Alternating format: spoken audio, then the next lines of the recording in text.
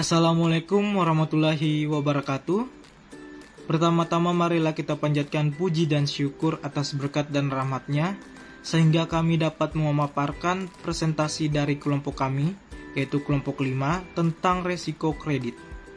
Adapun nama-nama dari kelompok kami, yaitu saya sendiri, Ragil B. Ramadan, nomor stambuk 219321, sekaligus menjadi pembuka dalam presentasi hari ini, dan juga akan memaparkan pada slide pertama. Selanjutnya di slide 2-3 dipaparkan oleh saudari Arini Riesta Sari, stambuk 219379. Selanjutnya di slide 4-5 akan dipaparkan oleh saudari Marsanda Ramadhani, nomor stambuk 219360. Selanjutnya di slide 6-7 akan dipaparkan oleh saudari Jihan Fairus, nomor stambuk 219396. Dan terakhir di slide 8-9 akan dipaparkan oleh saudara Ferdiansa, nomor stambuk 218323. Baiklah, kita langsung saja masuk ke pembahasan pada slide pertama, yaitu tentang pengertian risiko kredit, dan juga ada beberapa faktor yang mempengaruhi risiko tersebut. Risiko kredit adalah kerugian yang berkaitan dengan peluang gagal memenuhi kewajiban pada saat jatuh tempo pembayaran. Jadi, risiko ini kemungkinan terjadi karena debitur tidak mampu membayar atau melunasi hutangnya. Nah, ada dua faktor yang mempengaruhi terhadap besarnya risiko, yaitu besarnya eksposur kredit dan kualitas eksposur tersebut. Semakin besar pinjaman, maka akan semakin besar juga eksposur kredit.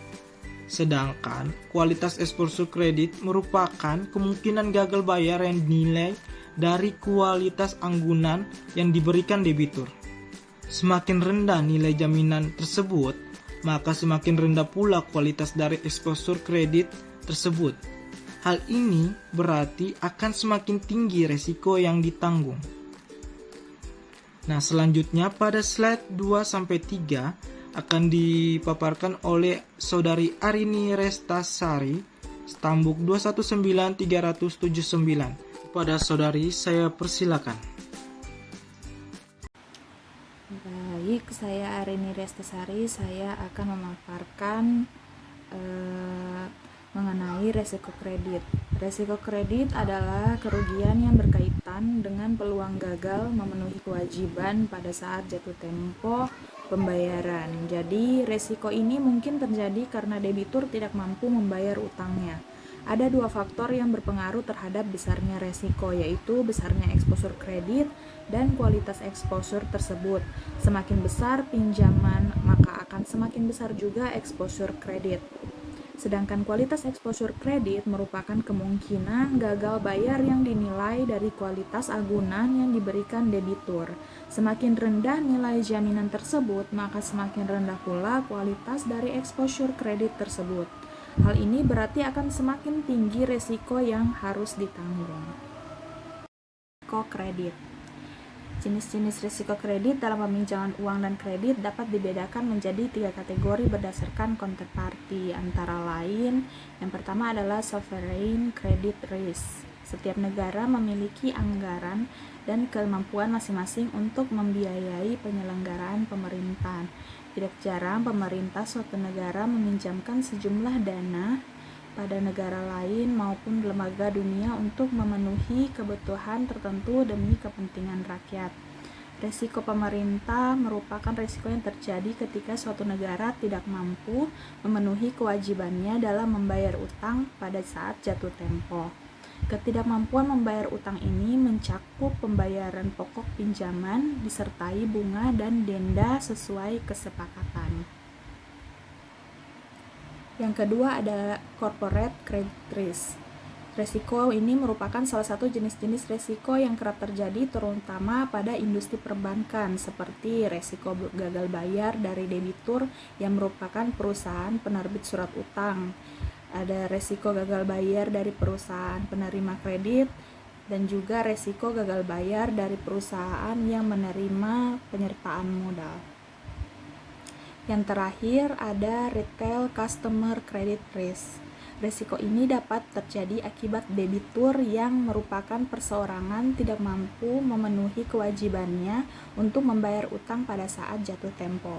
Biasanya kredit konsumen individu seperti ini digunakan untuk kebutuhan konsumtif, sehingga sumber pengembalian kredit tersebut tidak berasal dari objek yang dibiayai. Oleh karena itu, sebaiknya pemberian kredit ini perlu dibatasi untuk memperkecil resiko.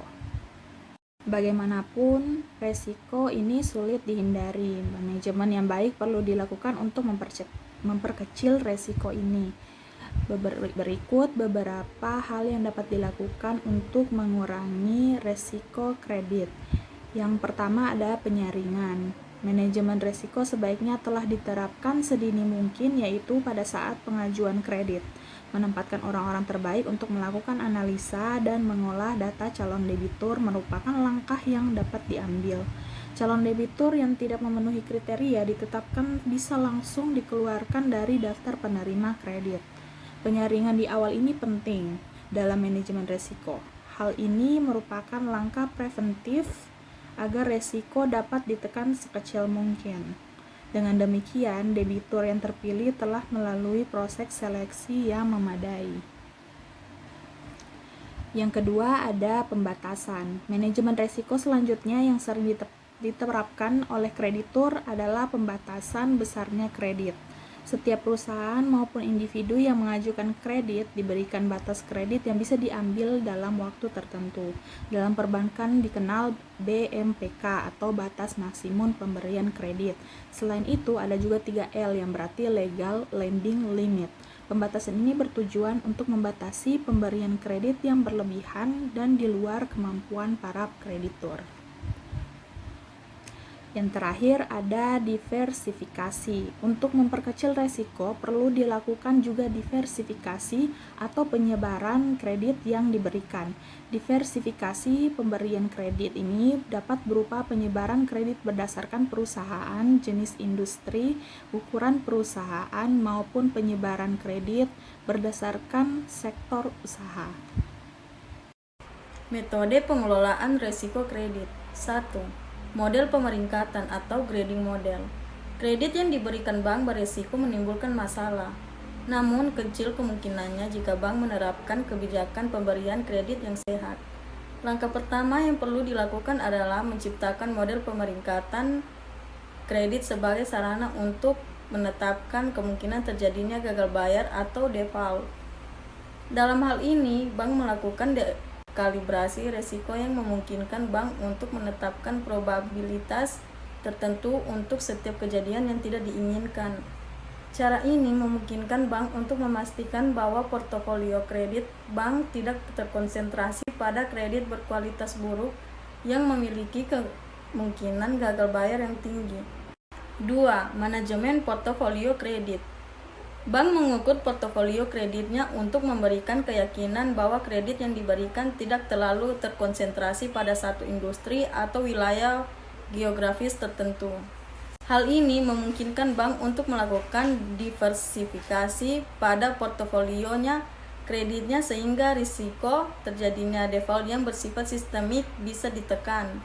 Analisis seperti ini dikenal sebagai cohort analysis dan dapat digunakan baik kredit korporasi maupun perorangan. Assalamualaikum warahmatullahi wabarakatuh. Perkenalkan, nama saya Cian Fairuz.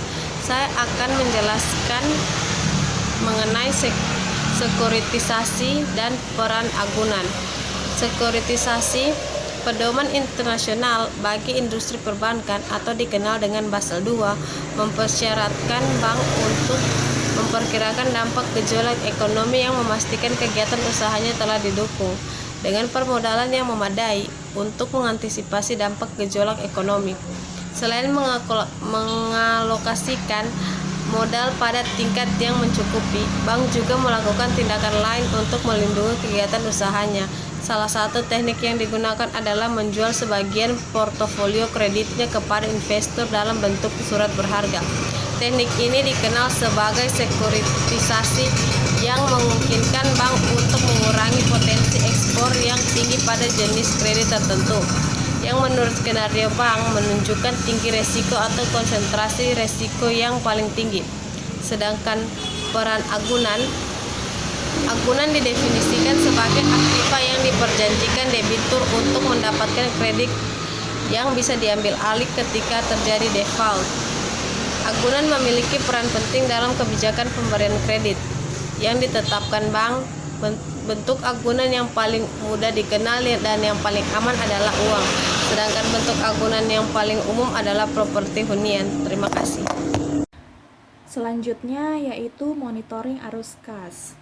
Sebagian bank yang mengalami tingkat default tinggi menemukan adanya tindakan segera terhadap situasi kredit yang memburuk bisa mengurangi permasalahan secara signifikan, sehingga bank-bank tersebut menurunkan risiko kreditnya dengan membatasi exposure, dikenal sebagai EAD atau exposure at default, dan memastikan bahwa nasabah bereaksi cepat terhadap keadaan yang berubah. Selanjutnya yang terakhir adalah manajemen pemulihan. Manajemen yang efisien terhadap suatu kredit yang mengalami default bisa menghasilkan pemulihan recovery yang cukup besar dibandingkan tingkat kerugian. Oleh karena itu, sebagian bank menciptakan unit kerja yang secara khusus diberikan tugas untuk menangani pemulihan kredit macet sebagai bagian dari proses manajemen risiko kredit yang berkualitas tinggi. Sekian presentasi dari kelompok 5, kurang lebihnya kami memohon maaf. Wassalamualaikum warahmatullahi wabarakatuh.